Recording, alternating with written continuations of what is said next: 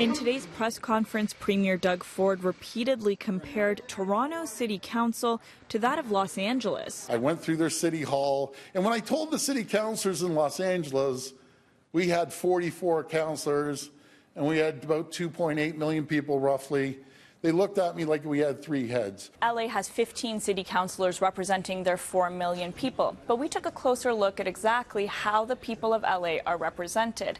The colors on this map show each of the 15 city council districts, but within those districts there are smaller neighborhood councils. There are 97 of these neighborhood councils throughout LA, and each of them has up to 30 representatives. Let's also take a look at New York City.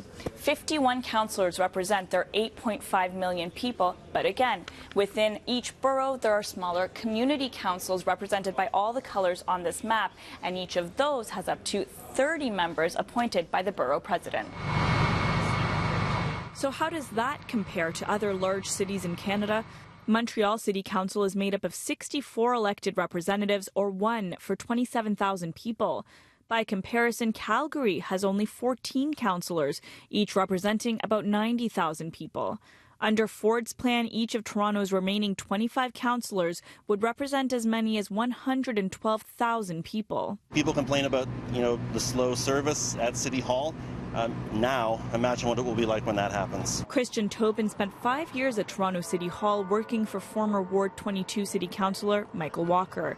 The ward had close to 80,000 constituents at the time. During the day, we would get easily 100 calls, if not more, before noon.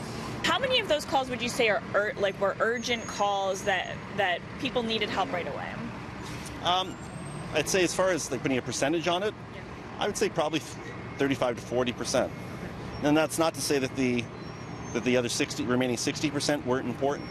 They were. Under Ford's plan, the size of the ward could double. I've never in my life seen a premier of any province, to my knowledge, try to tamper with the actual democratic structure of a city. And this is not any city. This is the 4th largest city in North America.